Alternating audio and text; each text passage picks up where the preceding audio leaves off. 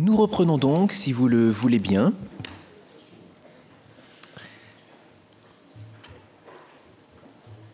Et toujours pour travailler ces questions de spiritualité de Bernanos, nous écoutons Blandine Delannoy. Blandine Delannoy est une normalienne, professeure agrégée, chargée de cours à l'Université de Bordeaux et consacre ses recherches à l'écriture de Bernanos, précisément. Elle a écrit plusieurs articles, dont un texte sur l'incomplétude comme principe des créateurs chez Simone Weil. Alors, je remercie Philippe Richard de m'avoir invité à donner cette communication qui se situe à la croisée des chemins entre littérature, philosophie, théologie.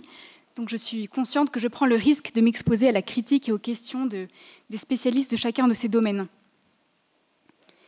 Créer à l'image et à la ressemblance de Dieu. Comme une telle expression est mystérieuse et redoutable, mais comme elle a perdu peu à peu sa signification par l'usage, ainsi qu'une pièce de monnaie son effigie, pour avoir passé dans trop de mains. Vous aurez peut-être reconnu là un extrait de cette belle conférence donnée par Bernanos en 1947, un an à peine avant sa mort, et qui sonne déjà comme un testament spirituel. J'ai nommé « Nos amis les saints ».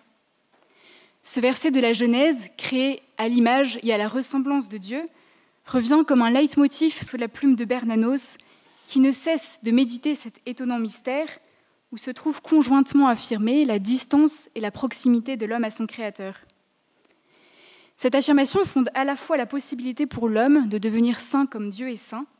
Vous vous sanctifierez et vous serez saints, car moi je suis saint, lit-on dans le Lévitique, et celle pour le romancier de créer à son tour, c'est-à-dire de s'inscrire dans un mouvement créateur qui appartient d'abord à Dieu. Encore faut-il que cette réalité anthropologique ne tombe pas dans l'oubli. Telle une pièce de monnaie dont l'image s'efface à force d'usage, la portée de cette vérité anthropologique semble s'être considérablement amoindrie. La métaphore numéraire, monétaire, est courante pour désigner les échanges au sein de la communication verbale. Pourtant, elle mérite qu'on s'y arrête. On la retrouve à plusieurs reprises chez Bernanos, au moins une autre fois dans Nouvelle Histoire de Mouchette. Incapables de se forger une image de leur propre misère, les misérables ressemblent à des aveugles qui comptent de leurs doigts tremblants des pièces de monnaie dont ils ne connaissent pas l'effigie. Le narrateur ajoute « Pour les misérables, l'idée de la misère suffit, leur misère n'a pas de visage. » Alors ces deux extraits qui mettent en avant deux périls, l'effacement du visage et la fragmentation de l'image, ont ainsi le mérite d'associer trois termes, l'image au visage et le tout à l'économie. Pour comprendre la portée de cette analogie, un détour par la théologie s'avère nécessaire. Utilisé par saint Paul, puis par les pères grecs, le concept d'économie, oikonomia, a permis de formuler les liens existant en Dieu entre chacune des trois personnes de la Trinité. Puis, la possibilité de la rédemption par l'incarnation du Fils. On parle ainsi d'économie du salut. C'est ainsi que l'image, icône, entre dans le concept d'économie, car en Jésus est manifesté dans la chair que l'homme est bien à l'image de son Créateur, tandis que se trouve restaurée la ressemblance abîmée par le péché. Le Christ, en effet, est autant Verbe fait chair qu'image du Père. Celui qui m'a vu a vu le Père. C'est donc par une image que vient le salut de l'homme et au-delà, celui de tout le monde visible. Ainsi devient possible une théologie de l'image.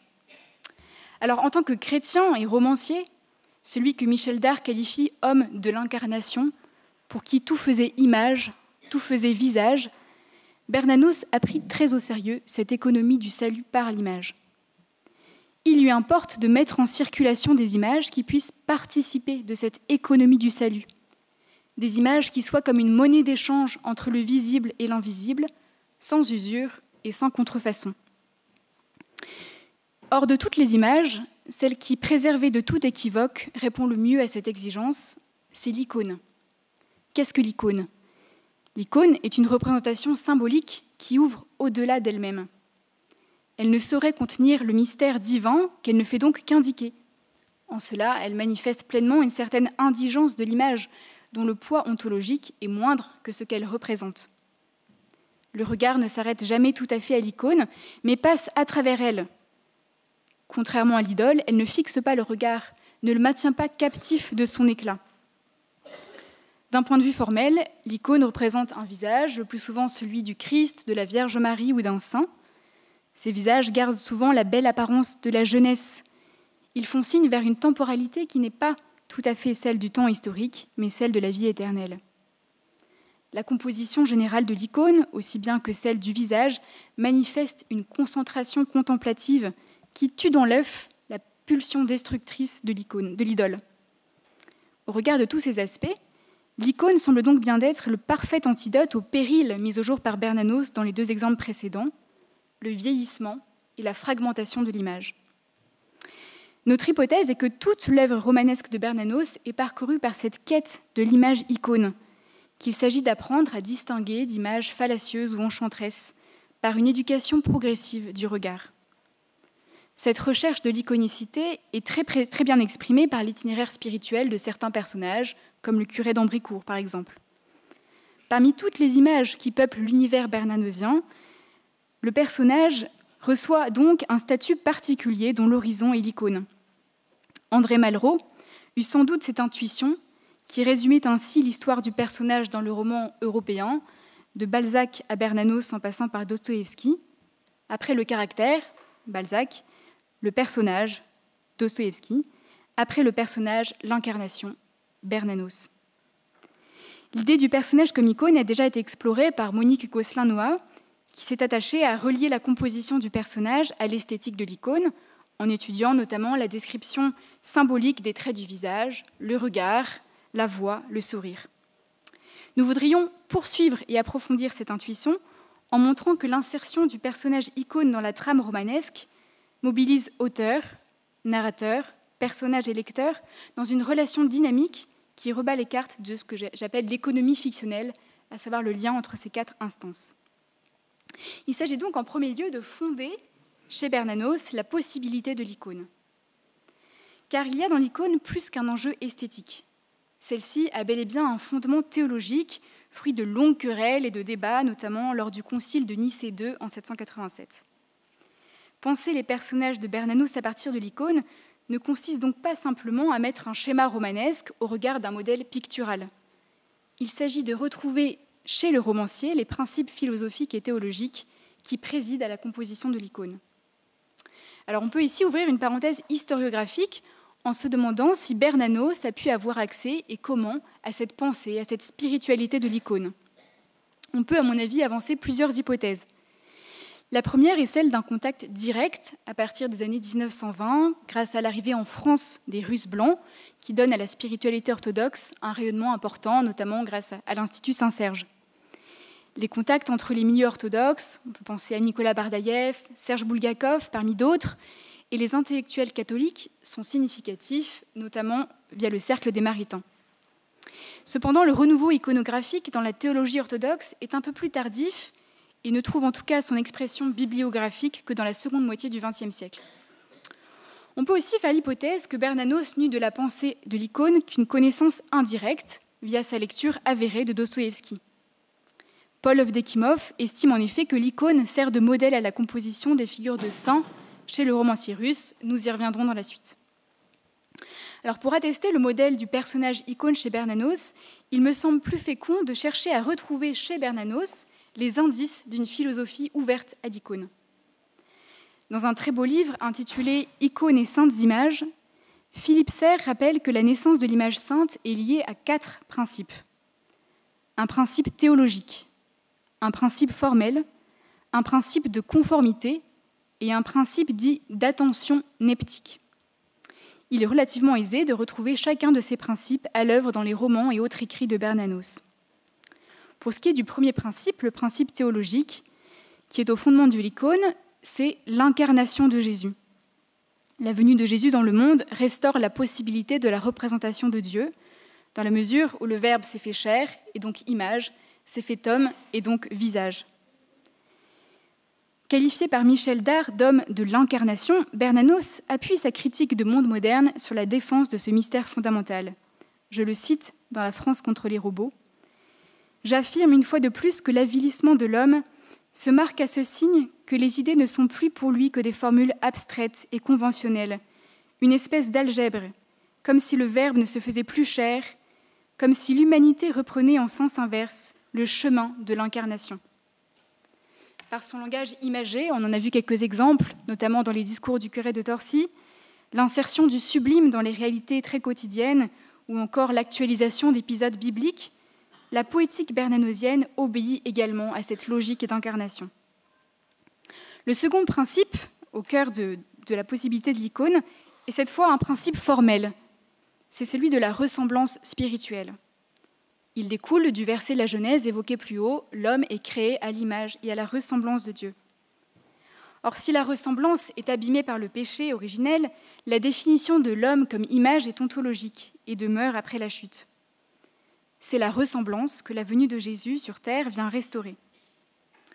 Le syntagme « à l'image et à leur ressemblance » apparaît à maintes reprises dans les écrits de Bernanos, tantôt pour indiquer la conformité avec le mouvement créateur, mais aussi d'autres fois à rebours, pour exprimer une logique destructrice ou idolâtre.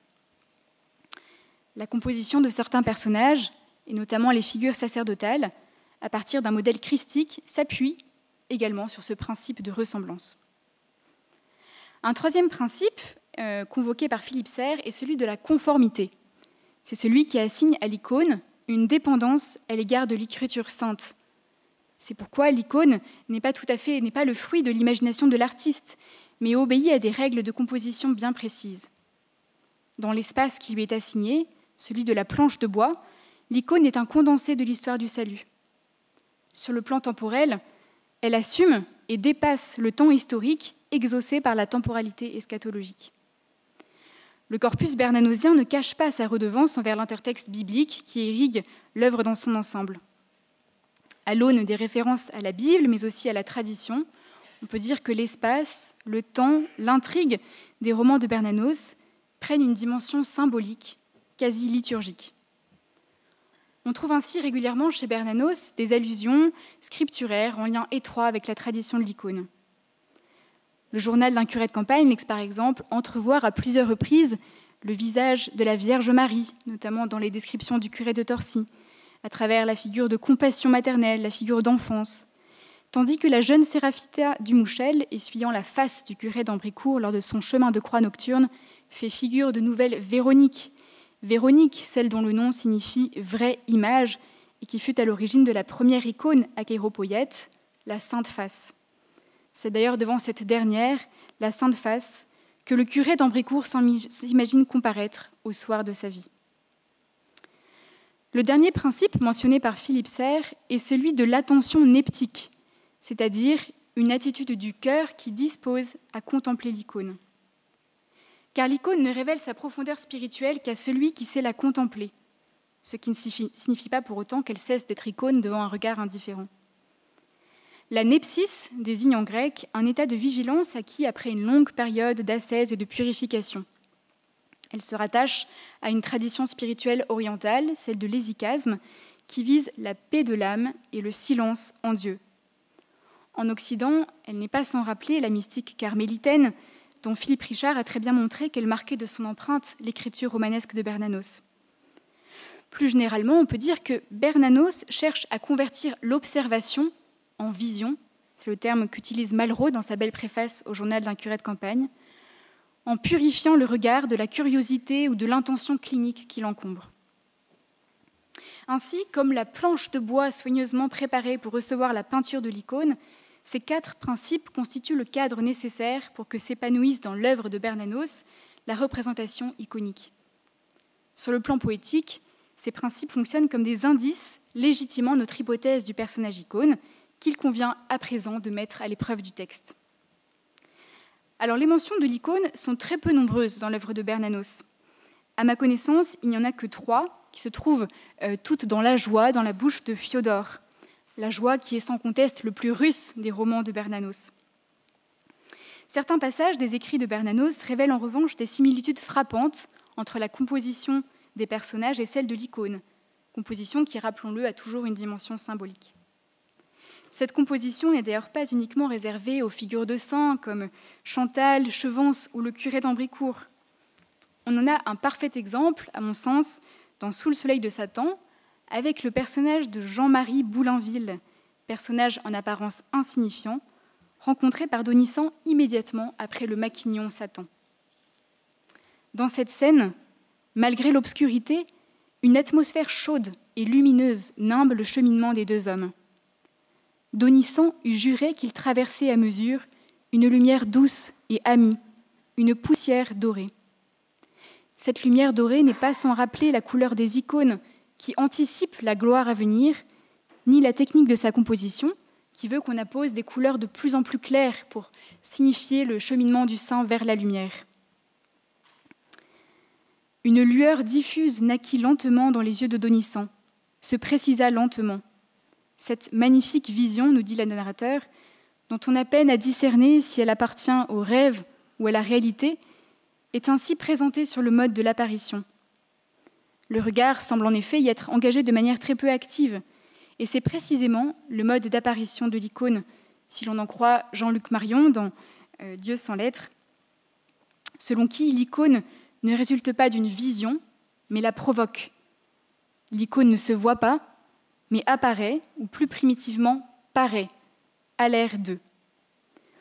En convoquant le regard, c'est en quelque sorte l'icône qui est à l'initiative, et c'est précisément ce qu'éprouve le jeune prêtre.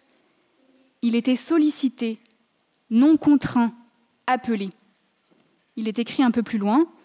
Il regardait l'extraordinaire clarté avec une confiance sereine, une fixité calme, non point pour la pénétrer, mais sûr d'être pénétré par elle. L'icône vient ainsi manifester la réversibilité du visible, où ce qui est vu est aussi ce qui voit. L'icône opère ainsi une conversion du désir de voir en conscience d'être toujours déjà placé sous un regard. Au sens propre, l'icône renverse les perspectives. En effet, elle obéit à une technique dite de la perspective inverse, qui signifie que le point de fuite se situe non pas dans la profondeur de l'image, mais devant celle-ci, et pour ainsi dire, dans le spectateur lui-même. D'où un sentiment de forte mise en présence, qui donne au personnage représenté sur l'icône, et ici dans le roman, une éminence paradoxalement tirée de son humilité.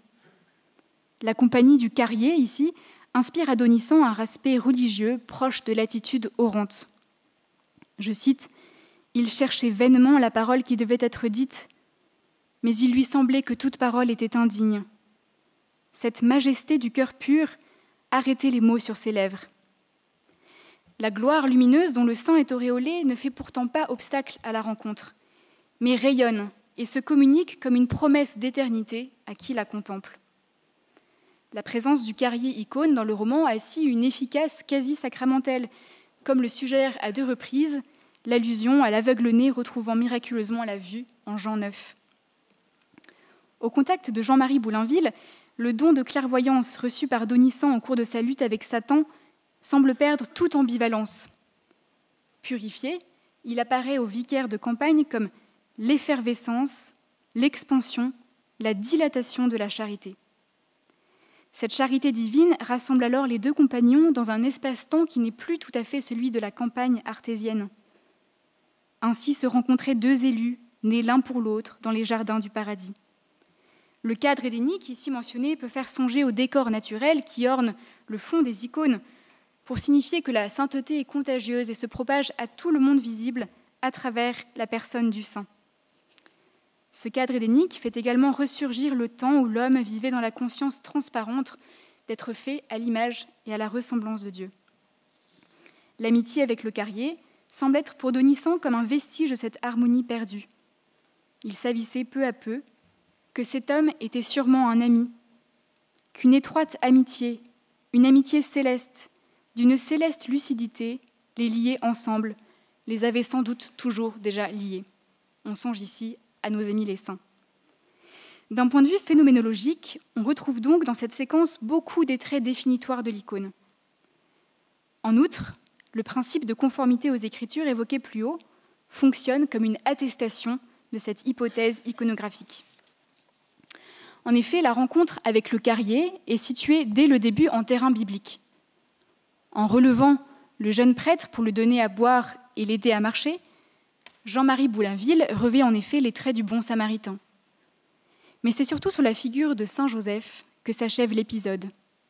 Je cite « Était-ce possible que cet ami de Dieu, ce pauvre entre les pauvres, se fût gardé dans la droiture et dans l'enfance, qu'il suscita l'image d'un autre artisan, non moins obscur, non moins méconnu, le charpentier villageois, gardien de la reine des anges, le juste qui vit le Rédempteur face à face. » Les multiples patronymes et toponymes qui, au début du passage, ancrent la rencontre dans une temporalité et une spatialité précises, cèdent ici le pas à des sèmes généraux qui, chez Bernanos, définissent la sainteté. L'amitié avec Dieu, la droiture de celui qui fait face, l'esprit d'enfance et de pauvreté. Ces termes généraux permettent ainsi d'ériger la figure particulière en modèle de sainteté. Ainsi, de la même manière que l'image sainte rend sensible sa subordination à un prototype, le saint qu'elle représente ou la figure qu'elle représente, la figure du carrier s'efface derrière celle de Saint Joseph, qui elle-même, on le remarquera, s'estompe graduellement. Car Joseph, dont le nom, vous l'aurez remarqué, n'apparaît pas explicitement, est désigné par ses liens avec les autres membres de la Sainte Famille. Il est gardien de la Reine des Anges et surtout, il est le juste qui vit le Rédempteur face à face. La description de Saint Joseph, très quotidienne en ses prémices, gagne en sublime au fur et à mesure pour manifester la source de toute sainteté, la contemplation du Sauveur. In fine, la figure du carrier sert de support à une conversion du regard. Ce dernier, ce regard, est petit à petit reconduit vers l'invisible, qui peut dès lors apparaître comme revers et support du monde visible. Et c'est précisément le mouvement auquel invite l'icône. Alors que conclure au terme de cette deuxième étape ? Le rapprochement entre la composition du personnage du carrier et celle de l'icône se révèle particulièrement probant, même s'il est au prix de quelques ajustements. Par exemple, la pénombre et la marche l'un derrière l'autre rendent ici impossible une description physique, ne serait-ce que peu figurative, du compagnon de Donisan, alors même que la représentation du visage, de face ou de trois quarts, c'est-à-dire ouvert à la rencontre, est au cœur de l'icône. À l'issue de cette analyse apparaissent donc des interrogations nouvelles. Tout d'abord, pourquoi attribuer ce modèle de l'icône à un personnage aussi secondaire et dont le rôle dans l'intrigue paraît bien minime ? Eh bien, en décrivant la manière dont Dostoïevski, justement, insère les figures de saints à l'économie générale de ses romans, Paul Evdokimov nous offre à ce sujet quelques éclaircissements. Le théologien et philosophe russe écrit « Les saints de Dostoïevski ne participent pas au dynamisme extérieur des événements, ou s'ils y participent, c'est autrement. Dostoïevski trace un visage de saint et le suspend au mur du fond comme une icône. Mais c'est à sa lumière révélatrice et thérapeutique qu'on déchiffre le sens des événements qui passent sur la scène du monde. Avec le personnage du carrier qui disparaît du roman aussi soudainement qu'il est apparu, Bernanos semble aussi, à la manière de Dostoïevski, suspendre une icône au mur du fond.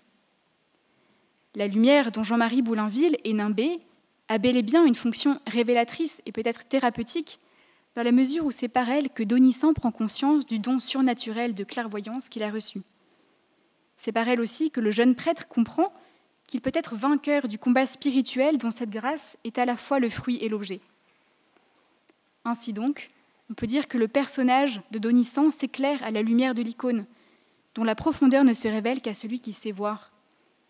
C'est par ce vis-à-vis nécessaire et fécond, cette médiation réciproque, que le personnage icône s'offre au regard du lecteur. La constitution de l'image, son économie, est donc une affaire de regard. On peut aussi questionner l'effort de Bernanos pour insérer l'icône dans le quotidien. N'est-ce pas amoindrir la splendeur qui se dégage de l'icône, en obscurcir la lumière ?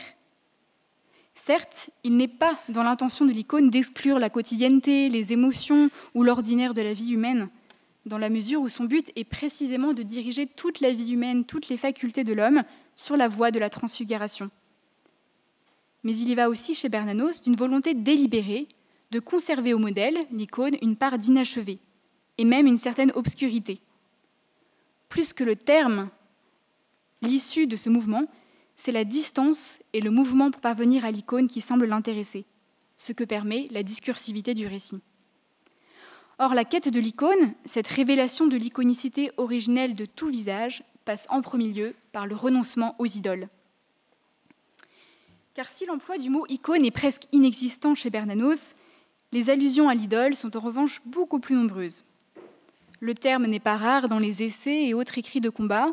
On le retrouve à plusieurs reprises dans Journal d'un curé de campagne, une autre occurrence dans Nouvelle histoire de Mouchette.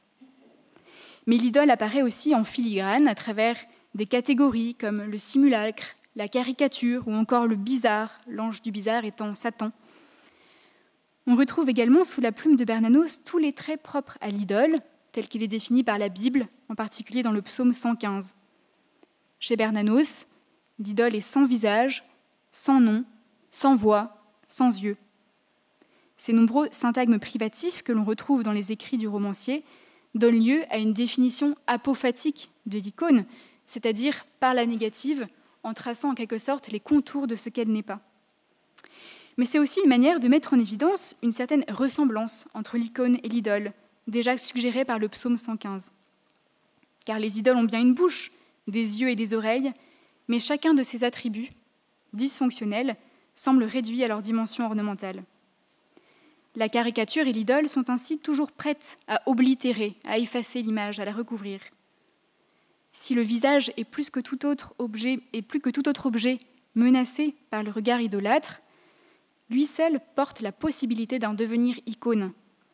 C'est le sens de cette belle remarque de Lévinas, pour qui le visage est à la limite de la sainteté et de la caricature. De cette ambivalence entre sainteté et caricature, les romans de Bernanos offrent une parfaite illustration. C'est notamment le cas, à mon sens, de la description du visage d'Arsène à travers les yeux de la seconde Mouchette dans Nouvelle histoire de Mouchette. On retrouve en effet dans cette séquence plusieurs traits communs avec l'apparaître de l'icône. Mouchette a l'impression de voir ce visage pour la première fois, ce qui donne à la scène un caractère épiphanique. Le visage du braconnier ivrogne suscite aussi à cet instant une attention qui, chez la jeune fille, ressemble à la prière. En effet, Mouchette est absorbée dans une attention si forte et si tendre qu'elle est comme une effusion de sa propre vie. De plus, l'impériosité presque sacrée de ce visage est telle que Mouchette retient son envie d'y poser la main. La jeune fille reconnaît la face d'Arsène comme un double mystérieux de son propre visage, mais plus cher 1000 fois. Le visage d'Arsène apparaît donc comme un miroir lui renvoyant une sorte d'image sublimée d'elle-même. De manière étonnante, certains lexèmes semblent même donner à la figure de l'homme des traits quasi christiques. Le visage que Mouchette se refuse à toucher, comme par respect, a en effet une couleur dorée, aussi chaude que le pain, ce qui suggère une symbolique eucharistique. Cette idée est ensuite appuyée par l'image évangélique du grain de blé, évoquée un peu plus bas. Enfin, ce visage sans beauté qui, nous dit le narrateur, n'a rien de commun avec l'artificialité des acteurs de cinéma, peut apparaître à Mouchette comme un visage fraternel. Il n'est pas sans rappeler la figure du serviteur souffrant dépeinte par Isaïe.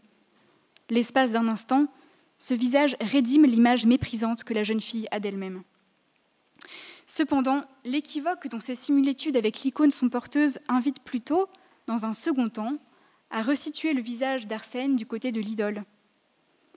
En effet, le regard que Mouchette porte sur le visage de son futur agresseur a tout du regard idolâtre. C'est un visage à son image et ressemblance, entièrement à sa mesure, qui se découvre à elle, renversant ainsi le principe théologique de la ressemblance de l'homme à Dieu. Je cite, « Il était seulement fait pour elle. Il tenait aussi à l'aise dans son regard que le manche de son couteau », lit-on en effet. La comparaison avec le seul objet que Mouchette possède en propre est éloquente, car elle ramène l'image à la tridimensionnalité. Or, la tridimensionnalité est le propre de l'idole, qui, contrairement à l'icône, n'est pas faite seulement pour être contemplée à distance, mais pour être saisie. La contemplation fascinée du visage d'Arsène n'a donc rien du face-à-face fécond qui ouvre à l'altérité et à la transcendance, mais renvoie plutôt à l'expérience très immanente du miroir. Je cite, « À cette minute, le visage qu'elle tient si précieusement tout entier dans son regard, avec une sollicitude farouche, la laisse aussi tranquille, aussi rassurée que l'image même du sien, lorsqu'il lui arrive de le rencontrer dans l'unique glace de la maison. D'après Jean-Luc Marion, c'est précisément à l'expérience du miroir que renvoie la contemplation de l'idole. Cependant, ce miroir est rendu comme invisible par l'éclat qu'il dégage et qui sature le regard. Le miroir tendu par l'idole maintient donc l'illusion à tort d'un face-à-face, d'un vis-à-vis avec l'autre. C'est ainsi que le regard de Mouchette demeure prisonnier d'une altérité fantasmée dont elle sera victime. L'équivoque se dissipe pourtant au fil de la narration, si bien que l'image, un temps susceptible d'être reconnue comme l'icône, se métamorphose en image de cauchemar. Le visage d'Arsène, un moment illuminé, prend tout à coup une sinistre couleur grise, tandis que la prunelle droite disparaît presque sous sa paupière et que la bouche se tord en un sourire de prédateur. À la vision d'un visage unifié par un regard attentif, succède donc une impression d'éclatement, rappelant que l'idole est vouée à être brisée. L'image se désagrège petit à petit au fil des pages, au point de devenir une figure fantomatique, sans substance. L'image de M. Arsène flotte incertaine, ainsi qu'une épave au fil du rêve de Mouchette, alors qu'elle se remémore les déclarations ambiguës de son bourreau, prononcées comme par une bouche invisible. Quelle conclusion tirer à cette étape de l'analyse ? Ici, la difficulté essentielle me semble être de savoir qui voit.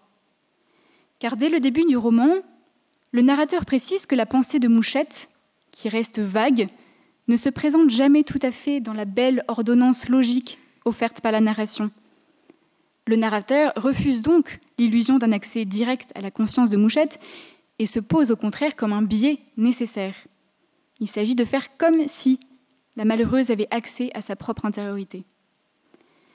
Dans la séquence étudiée, le narrateur s'efface derrière un point de vue interne pour être au plus près du regard de Mouchette, de sorte que c'est bien à travers les yeux de la jeune fille que le lecteur contemple le visage d'Arsène.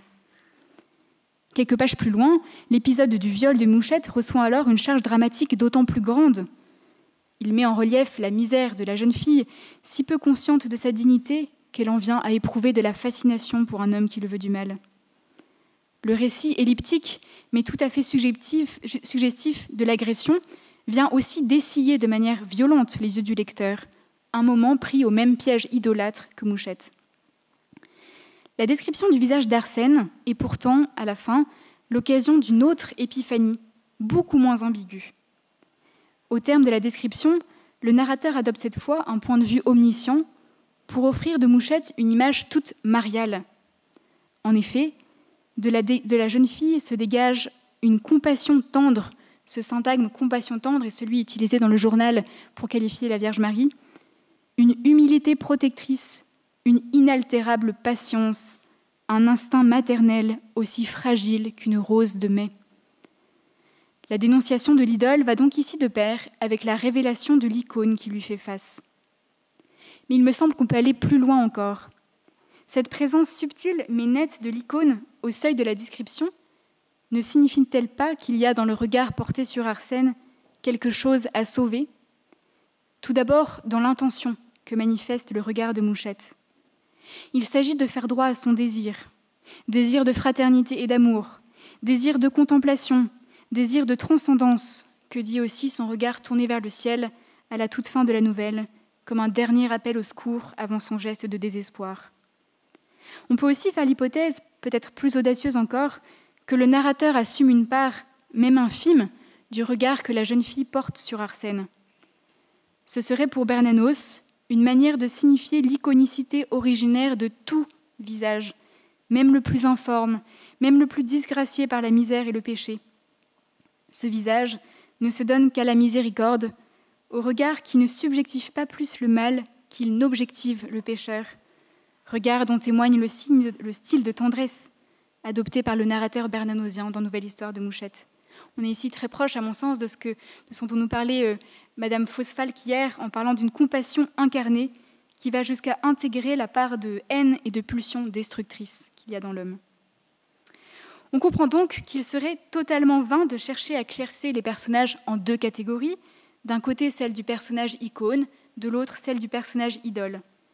Icône et idole, la seconde plus que la première, dépendent d'un regard, le jeu des points de vue et l'implication active du lecteur permettent à Bernanos de mettre en lumière le regard contemplatif, mais aussi de dénoncer et de corriger le regard idolâtre. C'est ainsi qu'il entend engager son lecteur dans une quête de l'iconicité sur la voie d'un devenir icône. Alors parmi tous les personnages de Bernanos, la figure de sainteté sans doute la moins contestable est celle du curé d'Ambricourt. Le journal d'un curé de campagne ne nous offre pourtant jamais la vision d'un visage déjà transfiguré, suspendu telle une icône au mur du fond. Cela, à mon sens, tient d'abord à la spécificité de la narration à la première personne. L'icône ne saurait s'auto-instituer et ne se contemple pas elle-même. Si la figure du curé de campagne a bien des traits iconographiques, ceux-ci sont distillés par petites touches au fil de la narration, comme inconsciemment, et c'est au lecteur qu'il revient de les rassembler. Ainsi en est-il de la figure hiératique qui se découvre dans le miroir ou dans les dialogues qui composent le roman comme autant de face-à-face. En se consumant à perte dans le service de sa paroisse, avec un régime alimentaire composé presque exclusivement de vin et de pain, le jeune prêtre apparaît comme une figure christique totalement ignorante d'elle-même. Le curé de campagne ne prétend d'ailleurs pas à la sainteté, sûr que, je cite, « sa peur enfantine de la souffrance des autres n'a rien de commun avec la véritable pitié des saints, forte et douce. » En faisant ainsi remarquer sa distance avec le modèle, celui du saint, il entre en quelque sorte dans le même mouvement que l'icône, qui rend toujours sensible son écart avec le prototype dont elle dépend. Ce n'est qu'au saint qu'elle représente que va la vénération qu'on lui prête. On retrouve chez le curé d'Ambricourt une autre caractéristique de l'icône, c'est celle de la contagiosité. Malraux dit des personnages de Bernanos qu'ils cherchent à être contagieux. La sainteté de la personne représentée sur l'icône rayonne en effet et se transmet à son environnement pour manifester la portée cosmique du salut. Il y a quelque chose de cela dans l'orbe lumineuse qui entoure la rencontre avec Olivier à la fin du journal, ou encore dans la description du village d'Ambricourt, présenté comme une bête tapie dans l'ombre ou ailleurs comme un objet tenant dans le creux de la main. En dehors de tout réalisme, les proportions de ces descriptions à taille humaine expriment l'humanité tendre avec laquelle le jeune prêtre contemple sa paroisse. Comme dans la composition de l'icône, elle signifie que par l'intermédiaire du saint, quelque chose est rétabli de l'harmonie originaire entre l'homme et la création. Mais si Bernanos ne nous présente jamais vraiment le visage transfiguré de son curé de campagne, c'est qu'à l'aune de l'icône, celui-ci demeure toujours un personnage inachevé. Dans la magnifique préface au Grand cimetière sous la lune, l'écrivain avoue son affection particulière pour le curé d'Ambricourt, seul de ces créatures dont il a cru parfois distinguer le visage, mais à qui il n'a pas osé donner de nom. Le visage seulement entrevu, ainsi que l'anonymat du personnage, disent parfaitement bien l'inachèvement de l'icône, cette dernière reposant essentiellement sur la représentation d'un visage à côté duquel est apposé un nom, comme pour en signifier l'unicité. Cet inachèvement voulu du personnage icône ne focalise pas tant l'attention sur la distance avec le modèle, comme inatteignable, mais sur l'effort engagé pour le parcourir. La narration à la première personne permet ainsi de présenter de manière dynamique la quête d'iconicité du diariste, qui ne sait sans doute guère trop à quoi s'attendre lorsqu'il débute la rédaction de son journal. Ce journal se présente peu à peu pour lui comme une médiation nécessaire pour retrouver une présence, un visage perdu, dont on ne sait pas bien dire s'il s'agit du sien, de celui de l'ami espéré, du potentiel lecteur ou bien encore de Dieu. Au premier temps de l'écriture, le regard intérieur du jeune prêtre lui semble glisser à la surface d'une autre conscience jusqu'alors inconnue de lui, d'un miroir trouble où il craint tout à coup de voir surgir un visage. Quel visage ? Le mien peut-être, un visage retrouvé, oublié, précise-t-il. Au fil des jours, cette conscience pressentie se fait de plus en plus personnelle et incarnée, prenant la forme cette fois d'une présence invisible que le jeune prêtre estime n'être pas celle de Dieu, mais plutôt celle d'un ami fait à son image, mais distinct de lui, d'une autre essence. Ici, la superposition du visage et de l'image, l'impression d'une présence invisible mais bien réelle, l'oscillation entre proximité et distance coïncident bien avec la signification de l'icône. La nature de l'image perçue par le rédacteur du journal se précise ensuite, non plus au moyen de l'écriture, mais cette fois au moyen de la rencontre d'un autre personnage, celle d'Olivier Trévier-Saumerange. La promenade en moto avec celui-ci est en effet l'occasion pour le curé d'Ambrécourt de contempler sa triste adolescence. Non pas, je cite, comme une suite de tableaux presque instantanément déroulés, mais comme une personne, un être se tenant devant lui. Au passage, Bernanos nous livre ici comme une clé d'interprétation de son esthétique romanesque. La succession de tableaux dialogués a bien pour ambition la présence réelle des personnages. Au soir de sa vie, c'est aussi avec une assurance nouvelle que le curé de campagne contemple le visage de sa jeunesse. Je crois reconnaître son visage, un visage oublié. Elle me regarde aussi, elle me pardonne. Par le biais d'une double médiation, celle de l'écriture et celle de ses rencontres, le curé d'Ambrécourt parvient ainsi à retrouver le visage perdu de sa jeunesse, dont il n'a qu'une vague intuition dans les premiers temps de la rédaction du journal. Ce visage qui lui est à la fois proche et lointain, intérieur et extérieur, humain et divin, se donne à lui comme une icône. Ce n'est pas seulement la vision du jeune prêtre qui peu à peu s'affine et s'éclaircit, mais aussi et surtout la conscience d'être toujours déjà regardé et envisagé. Il est aussi un regard sur lequel le curé d'Ambrécourt ne cesse de se placer, qui est celui de son lecteur putatif. Une autre spécificité du journal réside en effet dans l'importance des adresses au lecteur, dont le narrateur personnage ne cesse de mendier l'attention. Dès le début de son entreprise, le rédacteur songe aux regards indifférents sous lesquels pourrait tomber ce journal, tandis qu'il se surprend un peu plus loin à pencher la tête vers un auditeur imaginaire. Pourtant, la confiance en l'utilité de sa démarche grandit au fil des pages. Je ne puis penser sans amitié au futur lecteur, probablement imaginaire de ce journal. Tendresse que je n'approuve guère, car elle ne va sans doute à travers ces pages qu'à moi-même, note-t-il, comme en craignant le regard idolâtre qui retourne sur soi. Mais on observe une double évolution dans les adresses au lecteur. Au début de la narration, elles sont particulièrement nombreuses, tandis que le regard amical pressenti par le curé de campagne est encore ambigu. Est-ce celui de Dieu, d'un ami imaginaire, du potentiel lecteur ou bien son propre regard ? Au fur et à mesure du roman, les adresses directes au lecteur tendent à disparaître, et en même temps que se précise la nature du regard porté sur le jeune prêtre, celui d'un Dieu qui pardonne et dont sa jeunesse garde le souvenir. Autrement dit, l'appel explicite au lecteur s'efface à mesure que l'iconicité du prêtre grandit. On peut ainsi faire l'hypothèse que le lecteur participe activement au devenir icône du curé de campagne, dans la mesure où son regard fonctionne pour un temps et presque malgré lui, comme un signe du regard aimant de Dieu.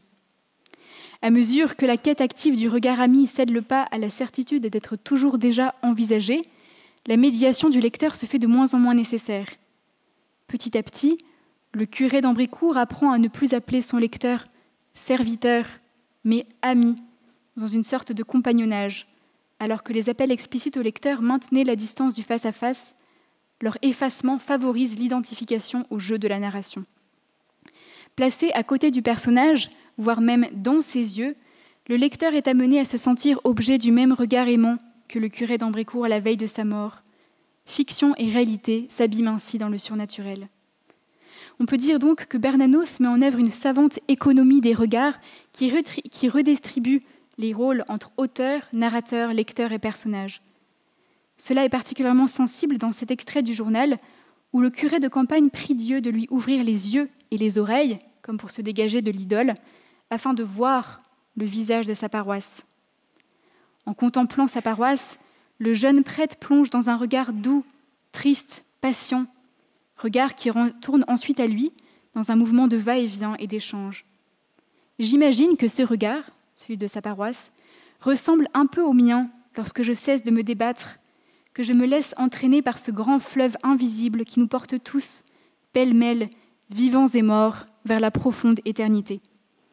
Là aussi, la fixité du face-à-face et le temps suspendu de la contemplation sont ramenés à un mouvement plus profond, eschatologique.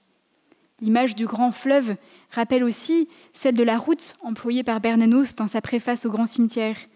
Route où cheminent ensemble vers le royaume de Dieu une troupe harassée de vieux frères, rassemblant auteurs, personnages et lecteurs dispersés à travers le monde. Cet extrait du journal donne donc bien à entendre la voix de l'auteur, qui recouvre un moment celle du narrateur, sans toutefois la taire complètement. Le lecteur n'est pas non plus en reste, inclus dans un « nous » et un présent de vérité générale qui n'appartient plus tout à fait à la fiction. S'élargissant peu à peu jusqu'à atteindre une portée générale, le regard de la paroisse d'Ambrécourt devient l'emblème de celui de la chrétienté, de toute la paroisse et même de la pauvre race humaine, celui que Dieu a vu du haut de la croix. Pardonnez-leur parce qu'ils ne savent pas ce qu'ils font. Par le commerce dynamique des regards, un jeu d'emboîtement, par un savant jeu d'identification et de distance qui rend l'échange possible, les frontières entre la fiction et le réel s'estompent donc sous un regard de miséricorde.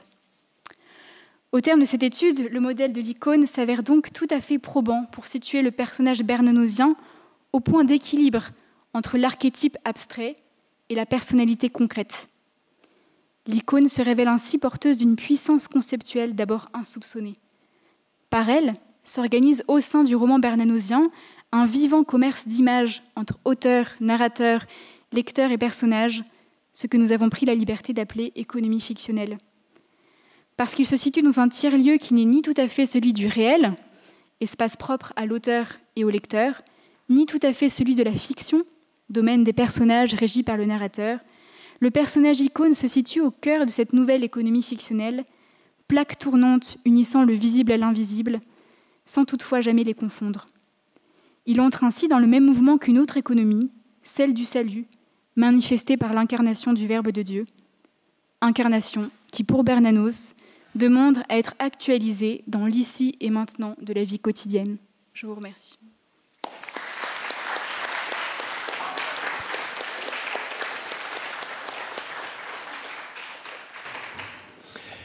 Merci beaucoup, chère mademoiselle. Je me disais en vous écoutant que la distinction que vous établissez entre l'icône et l'idole, vous dites à un moment donné, cela dépend du regard que l'on pose sur ou l'icône ou l'idole. Et je me demandais la chose suivante. Lorsque Mouchette veut que Arsène soit à sa mesure, dit autrement, lorsqu'elle veut le regarder, il était seulement fait pour elle, dit Bernanos, et vous le rappelez. De même pour le Carrier, Denisant ne regarde pas tant le Carrier qu'il n'est envisagé par lui. Alors je me disais, est-ce que, plutôt que de dire que l'idole ou l'icône dépend du regard que l'on porte, est-ce qu'on ne pourrait pas aller jusqu'à dire que cela dépend justement du regard qu'on accepte de ne pas porter sur, mais du fait de se laisser envisager par. Et je pensais en cela à un texte, j'ai entendu il y a plusieurs années Emmanuel Falk commenter le Déicona de Nicolas de Cuse avec cette expression formidable « Je suis parce que tu me regardes ». C'est très beau ça, dans le Déicona de Nicolas de Cuse. « Je suis parce que tu me regardes ». Je me dis, est-ce qu'on ne pourrait pas dire cela? Est-ce que l'icône n'est pas ceux qui me regardent plutôt que ceux que je regarde? Oui, il me semble que c'est d'ailleurs ce qui joue dans l'itinéraire du curé d'Ambrécourt, qui au début semble chercher ce visage ami, semble un regard en quête, et qui petit à petit apprend à se laisser regarder. Ouais. Et peut-être même à l'échelle des romans de Bernanos, c'est tout ce chemin qui est parcouru à travers un Denisant qui a ce don de clairvoyance, qui a un regard clair qui transperce, enfin, qui a ce don ambigu, jusqu'au curé d'Ambrécourt qui accepte justement pleinement d'être regardé. Et il me semble aussi qu'il faut faire une distinction entre l'icône et l'idole, c'est-à-dire que autant l'idole dépend du regard, l'icône, elle ne dépend pas du regard, mais elle le quête, elle le mendie comme un désir d'amour. Absolument, merci beaucoup. Nous prenons, comme toujours, un temps de questions. Monsieur Fraisse, bien sûr. Je suis un peu sur le côté. Bon, d'abord, je crois qu'on peut se réjouir de voir ce renouveau des études bernanosiennes. Hein. Oui, on peut se réjouir de voir ce renouveau des études bernanosiennes, dont d'ailleurs votre voisin Philippe Richard est aussi une illustration, et c'est vraiment très, très réconfortant. Il y a un moment où vous avez évoqué une question tout à fait profonde et à laquelle on pourrait ne pas penser dans les romans de Bernanos, c'est de se demander qui voit. Et à la limite, cette question pourrait être placée au centre de ces différents romans. Et je trouve que vous éclairez ça d'une manière, en l'approfondissant. J'avais été frappé du fait que quand on regarde de près les scènes de Sous le soleil de Satan, quand les personnages sont en présence, on a le moyen de placer où se trouve la caméra de manière très précise. On voit où doit être la caméra pour qu'on voit les personnages dans cette condition. Bon, c'est une notation extrêmement concrète, mais à laquelle vous donnez une profondeur beaucoup plus intéressante. Parce qu'effectivement, il y a la question du regard qui est bien connue, mais en même temps, ce qui voit, ça devient, dans ce que vous dites, ça a des implications, oserait-on dire, théologiques. Alors, j'ose à peine dire mystiques à cause de ce matin, n'est-ce pas? Et effectivement, qui voit, qui regarde, et vous avez assez souvent lié cela à ce que nous appelons chez les littéraires la question de la voix narrative ou de l'instance narrative, n'est-ce pas? Puisque là, au fond, qui voit, en principe, c'est le narrateur, mais il n'aurait pas à figurer dans la scène puisqu'il est le narrateur, n'est-ce pas? Et qui n'est pas un personnage, parfois, sauf dans, bien sûr, le journal d'un curé de campagne. Et donc, comment verriez-vous à l'œuvre, un petit peu de manière, c'est peut-être difficile comme question, comment verriez-vous à l'œuvre dans les romans de Bernanos cette question de savoir qui voit? Je pense que vous avez dû réfléchir à cela, et à cause de l'icône et de l'idole, c'est très, très remarquable ce parcours que vous nous avez donné. Est-ce que vous arriveriez à dire quelque chose à ce sujet, cette question centrale de qui voit? Bon, c'est difficile, et pardonnez-moi. Hein. Oui, c'est difficile. Je vais reprendre le cas de Nouvelle Histoire de Mouchette, où le narrateur est très ambivalent, puisque à la fois il veut donner l'accès à l'intériorité de Mouchette, et il est présent sans cesse, en ne cessant de dire, bien sûr, Mouchette ne peut avoir élaboré les choses ainsi. Donc d'où cette ambiguïté, jusqu'à quel point il assume son regard, jusqu'à quel point il cherche à retranscrire cette fragmentation de la pensée.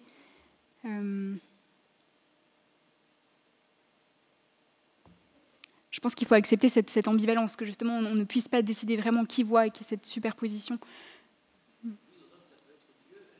Oui. Alors, souvent, en effet, chez Bernanos, on a bien du mal de savoir qui voit. Alors c'est notamment le cas dans Monsieur Wynne. Alors, dans Monsieur Wynne, on ne sait pas trop qui voit, on ne sait pas trop où est-ce qu'on en est non plus dans l'histoire. La trame du récit est extraordinairement fragmentée, composée un peu comme des tableaux successifs. On en parlait hier. Et précisément, la question du regard est renvoyée au lecteur. Qui est-ce que je suis lorsque je vois cela? Moi qui, ici maintenant, vois tel tableau présenté par le récit, qui est-ce que je suis? Donc, comme si le lecteur était renvoyé en permanence à lui-même, ce qui fait des romans de Bernanos, des romans très exigeants d'ailleurs. On les lit, on ne peut pas lire ça dans le métro facilement. Enfin, il faut être un peu au calme, parce que l'introspection n'est pas seulement dans le récit, elle est également, me semble-t-il, renvoyée vers le lecteur, celui qui lit, celui qui est envisagé par le récit. Moi, j'avais une question à vous poser. D'abord, vous entendre parler d'idole et d'icône. On a souri avec Philippe, parce que ici, vous êtes dans une faculté de philosophie, et on était biberonnés, nous les vieux, et encore plus vieux, à l'idole et l'icône de Jean-Luc Marion. Donc évidemment, quand on vous entend, on en sent une trace forte, mais vous le citez assez tard dans votre texte d'ailleurs, donc une trace assez forte. Et c'est vrai qu'en vous entendant, je me disais, mais enfin, l'icône, est-ce que c'est vraiment chez Bernanos? Puis à un moment donné, vous avez dit, bah non, c'est pas chez Bernanos. Mais reste la question, est-ce que l'icône, elle peut être chez Bernanos? En tout cas, dans l'usage, par exemple, qu'en ferait Jean-Luc Marion, parce que l'usage que fait Jean-Luc Marion de l'icône, c'est en fait très référé à Denis l'Aréopagite, ce qui est derrière, et qui est une phénologie de l'invisible. Et on peut se demander si Bernanos y répond à ce type de phénoménologie, et si en fait le propre de Bernanos, ce ne serait pas le brouillage de l'idole et de l'icône. C'est-à-dire de faire en sorte que ce qu'on prend pour une icône, c'est en fait une idole, et ce qu'on prend pour une idole, c'est une icône. Et vous avez parlé du Carrier, alors moi je parlerai du Maquignon-Picard, mais le Carrier, il arrive après le Maquignon-Picard. Et ça, c'est pas rien. Et que là, dans le Maquignon-Picard, vous ne trouverez pas de l'icône en face de l'idole. Vous trouverez... voilà. D'où le fait que peut-être chez Bernanos, mais c'est une suggestion que je vous fais, je pense que les termes que l'on trouve, c'est les termes de double, c'est les termes de ressemblance, c'est les termes de miroir, c'est les termes de l'ambiguïté. Voilà. Et en tout cas, l'opposition de l'idole et de l'icône, par exemple chez Jean-Luc Perriand, elle est absolument sans ambiguïté. Vous voyez ce que je veux dire? Donc, c'est opérant parce que vous le faites bien et on comprend bien. Mais est-ce que Bernanos, il se laisse lire dans une telle translucidité ou est-ce qu'il demeure dans un brouillage des frontières, finalement, vous voyez?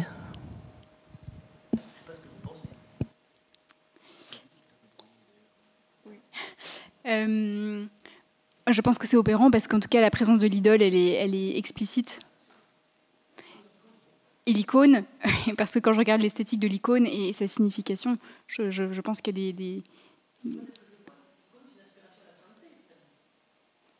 Oui. Oui.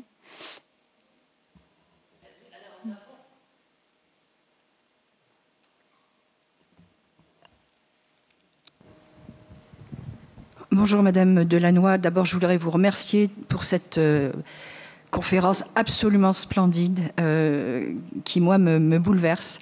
Et je voulais aussi, pour répondre à monsieur qui est au bout là-bas et qui a eu l'intuition extraordinaire de parler de où est la caméra, peut-être que vous y avez déjà pensé, que c'est simplement pas dans votre conférence.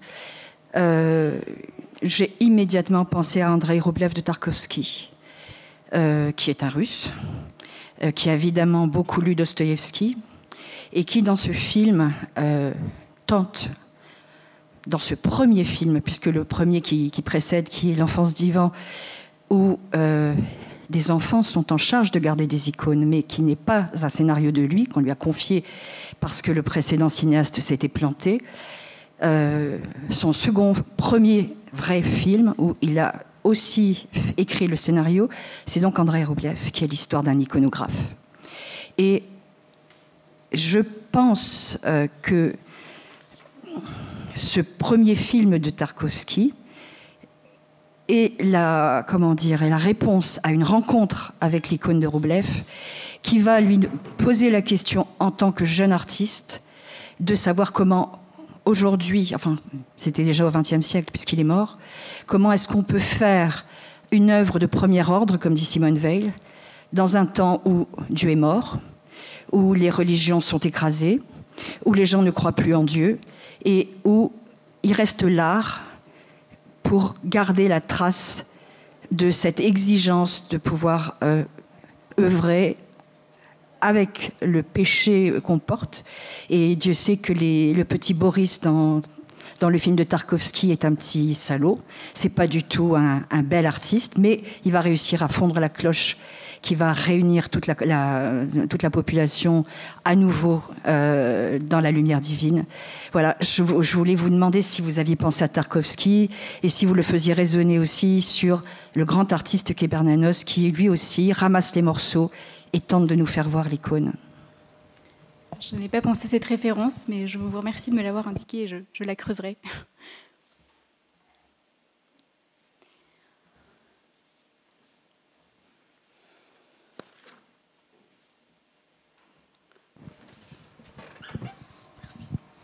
Je vous remercie beaucoup pour cette très belle conférence. En vous entendant, ça rebondit un petit peu sur ce qu'Emmanuel Falk a mis en valeur, à savoir l'icône, c'est quand même un élément très sacré et qui demande un espace sacré qu'on peut promener en procession. Hier, nous avons évoqué Emmanuel Levinas et l'épiphanie du visage était bien dans votre travail, bien présente. et le passage du sacré au saint. Est-ce qu'on pourrait dire que, est-ce que vous seriez assez d'accord ou pas, que Bernanos sort l'icône de son lieu habituel sacré vers un lieu profane et jusqu'à un lien où l'ambivalence entre le sacré et le profane et le lieu de la sainteté. Vous avez évoqué cette figure d'Arsène qui passait d'un côté à l'autre. Est-ce qu'on pourrait parler d'une économie désacralisée de l'icône? Voilà, c'est une question d'endroit, de situer l'endroit de l'icône. Voilà. Oui, je pense que c'est une question très intéressante. Je pense que l'icône, certes, c'est une réalité liturgique, mais c'est aussi, peut-être davantage chez les chrétiens orientaux qu'en Occident, une réalité quotidienne. Je pense à cet extrait d'écrit de Kandinsky, où il décrit justement l'impression que lui fait, je cite, le coin rouge dans une isba, qui est à savoir le coin réservé à l'icône dans une isba, dans une maison très quotidienne. Et il explique le choc esthétique qu'a pu être cette vision du coin rouge de l'icône dans cette isba, et qu'il s'en est inspiré dans sa peinture en disant que ça avait changé son rapport à la création, en disant que maintenant il ne regardait plus le tableau de côté, mais qu'il était vraiment en lui. Et je pense que chez Bernanos, alors j'en ai pas parlé explicitement, mais dans les 3 occurrences de l'icône, dans la joie, c'est dans la bouche de Fiodor, qui exprime justement une nostalgie de l'icône. Il évoque l'icône de l'isba de sa grand-mère, une icône qu'elle a fini étant juive c'est ce qu'il dit, hein, par piétiner. Et on sent cette nostalgie de l'icône comme une figure bienveillante, maternelle, justement, qui indique le sacré dans la vie quotidienne et qui a un appel aussi à la sainteté. Mais je pense aussi, là où je pense que, et c'est sans doute pour cela que c'est des personnages plutôt secondaires qui portent ce modèle de l'icône, que c'est des séquences narratives assez bien délimitées qui permettent de fonder ce rapprochement, et que donc quelque part ça permet de circonscrire l'icône dans un espace particulier. Et je pense qu'il y a une forme de paniconicité chez Bernanos à partir de l'icône, à partir du personnage. Eh bien, c'est le paysage qui prend cette dimension iconique, symbolique.